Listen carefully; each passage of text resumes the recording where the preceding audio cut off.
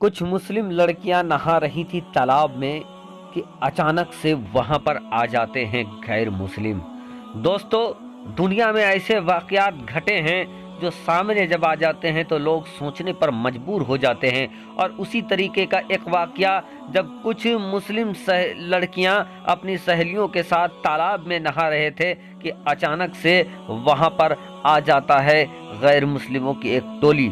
फिर क्या होता है दोस्तों, रोंगटे खड़े कर देने वाला हैरत अंगेज सनसनीखेज एक वाकया आज आपके हवाले इस वीडियो में करने वाले हैं। तो आपसे अदबन गुजारिश करेंगे वीडियो का आगाज करें उससे पहले अगर अभी तक चैनल को सब्सक्राइब नहीं किया है चैनल को कर लीजिए सब्सक्राइब। दोस्तों, जैसा कि मैंने आपको बताया कि एक जगह पर कुछ मुस्लिम लड़कियां नहा रही थी एक तालाब में कि अचानक से उस जगह पर कुछ लोग आ जाते हैं। जैसे ही कुछ लोग वहां पर आ जाते हैं और लड़कियों ने जब देखा है तो सारी लड़कियां दौड़कर तालाब से बाहर निकल जाती है। तालाब से बाहर निकलती है, कुछ लड़की इधर छिपती है, कुछ उधर छिपती है, तो कुछ भागने लगती है क्योंकि कुछ गैर मुस्लिम वहां पर आ जाते हैं।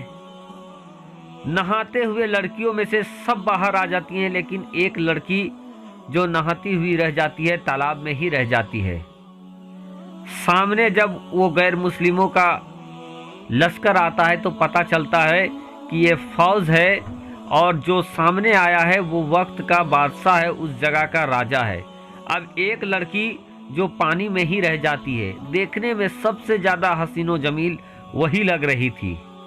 बादशाह ने पूछा कि ऐ लड़की, पानी से बाहर आ जाओ। वो लड़की कहती है, बादशाह मैं पानी से बाहर नहीं आ सकती हूँ क्योंकि मैं एक मुस्लिम हूँ और मैंने कपड़े नहीं पहने हैं, मेरे कपड़े दूर रखा हुआ है और मैं इस तरीके से पानी से बाहर नहीं आ सकती हूँ। वो बादशाह कहता है, तब तो तुम्हें पानी से बाहर आना ही पड़ेगा और मैं तुमको हुक्म देता हूँ कि तुम फौरन पानी से नीचे बाहर निकल आओ। दोस्तों, उस बादशाह के अंदर शैतानी वसवसा पैदा हो गया था। वो उस लड़की को मजबूर करने लगी कि वो उसी हालत में पानी से बाहर आए। इधर वो लड़की ये सोचने लगी कि या अल्लाह, इन लोगों से हम अपनी इज्जत को कैसे बचाएं, अपनी इज्जत की हिफाजत हम कैसे करें। बहरकैफ वो लड़की बादशाह को बार बार कहते रही कि बादशाह हम यहाँ से नहीं निकल सकते हैं, मैंने कपड़ा नहीं पहना है। लेकिन चूंकि उस बादशाह के अंदर शैतानी सवार था, वो जिद में आ गया कि तुम्हें निकलना ही पड़ेगा इसी हालत में पानी से बाहर। अब वो लड़की एक तरकीब लगाती है और अपनी इज्जत बचाने के लिए वो ये कहती है कि बादशाह, आप तो इस मुल्क के बादशाह हो और आपका हुक्म सराखों पर, लेकिन बादशाह आप सोच कर देखिए कि अगर मैं इसी हालत में यहाँ से बाहर निकल आई तो यहाँ पर आपके सैनिक मौजूद हैं, यहाँ पर मेरी सहेलियाँ भी मौजूद हैं और अगर मैं इसी हालत में सबके सामने आ गई तो फिर मैं आपकी लायक नहीं रहूँगी, आपकी लायक नहीं बचूंगी। तो बादशाह मैं ये कहती हूँ कि आप महल चले जाइए, मैं कल खुद ब खुद आपके महल को चली जाऊंगी। जब लड़की ने ये बात कही, बादशाह बहुत खुश हो जाता है। वो कहता है ठीक है, और उसके बाद बादशाह अपने सैनिकों के साथ वहां से हट जाता है।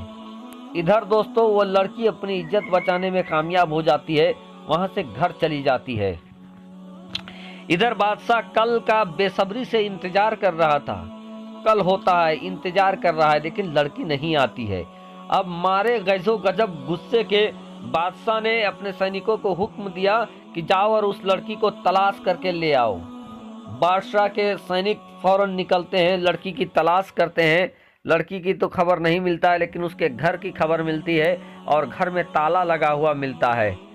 वो सैनिक वापस लौटते हैं और बादशाह को कहते हैं कि बादशाह, हम लोग उसको खबर लेने के लिए, उसकी तलाश करने के लिए गए थे, लेकिन वो नहीं मिली, बल्कि वो एक सोनार की, मुस्लिम सोनार की बेटी है, लेकिन फिलहाल उसके घर में कोई नहीं है, ताला लगा हुआ है। अब बादशाह ये कहता है कि जाओ ये मुनादी करा दो कि जो भी उसकी खबर देगा उसको 1 किलो सोना दिया जाएगा और तुम लोग पूरे देश में जहां जहां चाहो जाकर उसकी तलाश करो। अब बादशाह के सैनिक निकलते हैं, जगह जगह पर उन बाप बेटी की तलाश की जाने लगती है, लेकिन तमाम कोशिश करने के बावजूद बादशाह के सैनिक जगह जगह पर फिरते हैं, सैनिकों के साथ ढूंढते हैं, तस्वीर दिखाते हैं, लेकिन किसी को कुछ पता नहीं चलता है। थक हार के बादशाह के पास आ जाते हैं और कहते हैं कि बादशाह, उस लड़की का कोई भी खबर नहीं मिल रहा है।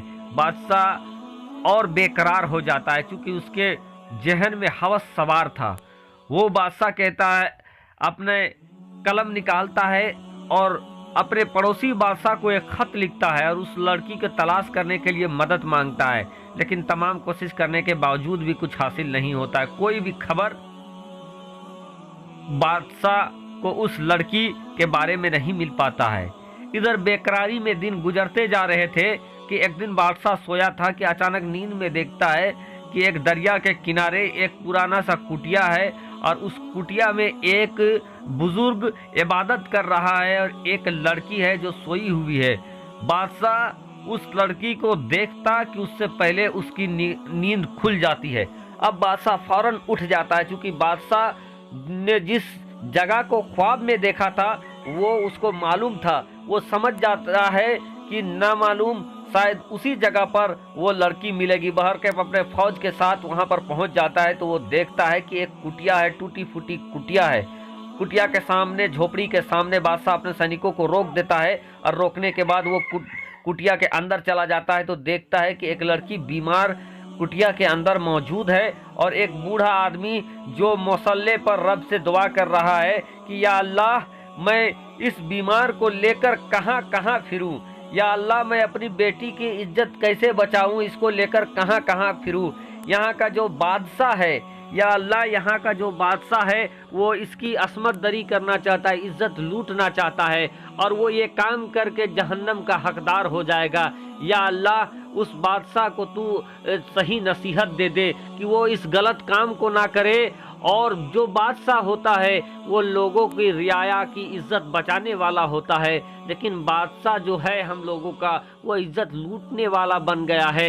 ऐ या अल्लाह, तू उसको नसीहत दे दे, या अल्लाह, तू उसको जहन्नम से बचा ले। इस तरीके की वो दुआएं कर रहा था। अब वो बादशाह इस चीज को देखता है तो अंदर से वो कांप उठता है।